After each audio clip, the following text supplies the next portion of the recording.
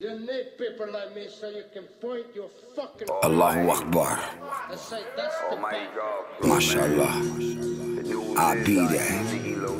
In the name of the creator of the worlds, seen and unseen, I am God. I bled the blood of the Messiah being crucified. Laying my life down for yours sounds like suicide. These little demons in my ears for 40 years advertising this do or die. I got it done within divine order and didn't choose a side.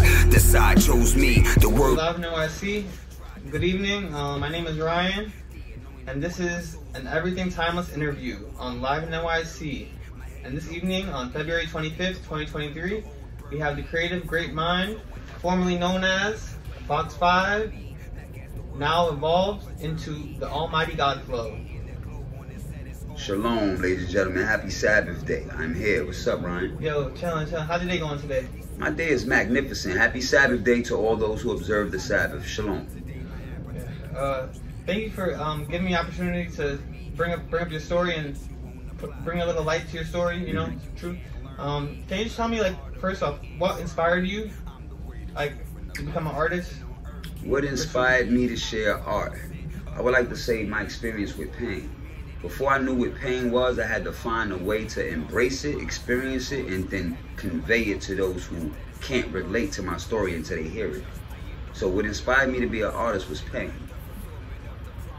Where are you from?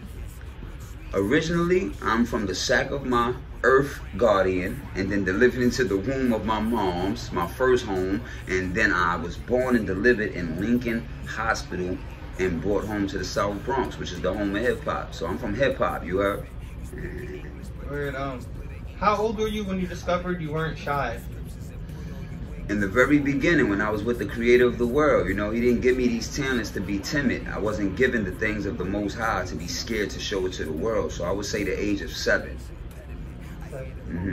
Word, what was going on in the South Bronx around that time? You know, with music coming up, you know, like, what do you remember? Me at the age of 7, I was delivered to the earth in 1982, which means in 1989 I was 7. So by the time 1989 hit, the government had put this implemented plan together to destroy my community.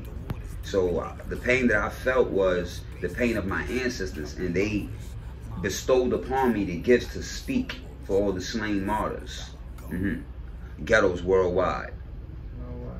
And how was your upbringing in the South Bronx with the, you know, with those conditions? Yeah, with those conditions, yeah. I come from a strong family structure.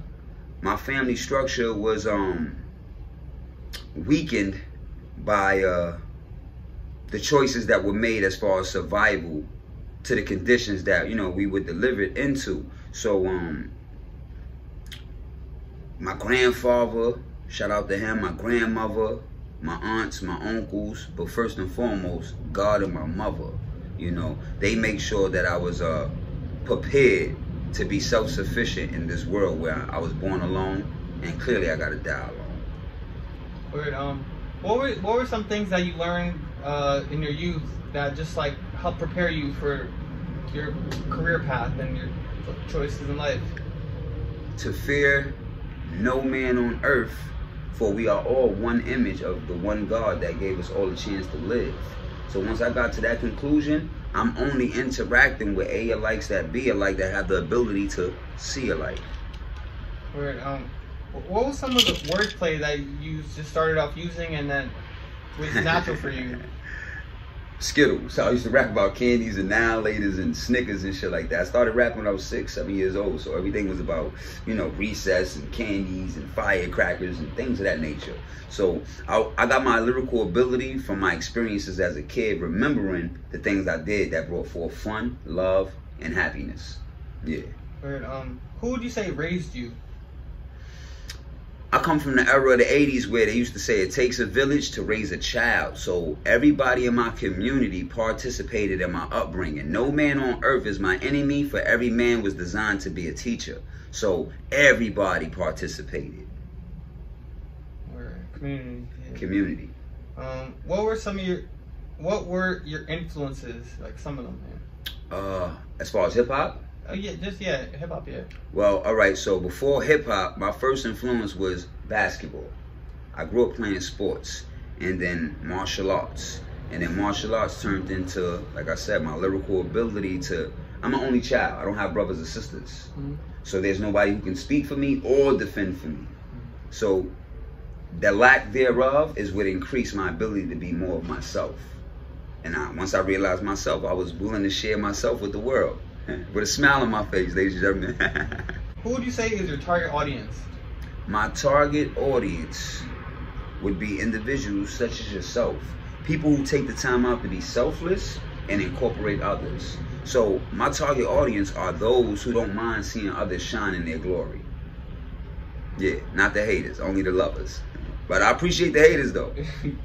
Yeah, what can we expect for 2023, 2024? Like a project, a body of work? What do you see? Well, I'm projecting my image, as you can see, and I am a body of work because in the beginning was the Word was Gawd, and the Word was with God, and then the Word became flesh. So I'm the true and living Word of my Most High Creator. And what you can expect is more truth, more evidence, and more spiritual reality of God's promise playing out in this world. As it is in heaven, so shall it be on earth. Word. What would you like to be remembered as a human? Remember, I was never a human. I'm a living soul. You can control humans. You can't control a living soul. So I want to be remembered as a righteous, rich, poor righteous teacher who was a revolutionary that didn't need not one weapon because knowledge is power. Would you say like groups like Public Enemy, do they have influence on you in any way? Shout out to Chuck D, shout out to Flavor Flav, shout out to Professor Griff, shout out to Exterminator X, shout out to the X Clan, shout out to Wise Intelligent and the Poor Righteous Teachers, shout out to the Allah School in Mecca. You know, my upbringing comes from Grand Nubian, Grand Puba. You know, all of these artists from them eras of the early 90s, they had knowledge of self. So hip hop was a vehicle that was supposed to be used by educators who can speak about the conditions of their environments and their communities. And I feel like that's been tainted because the narrative has been switched and we're not speaking about topics that need to be addressed.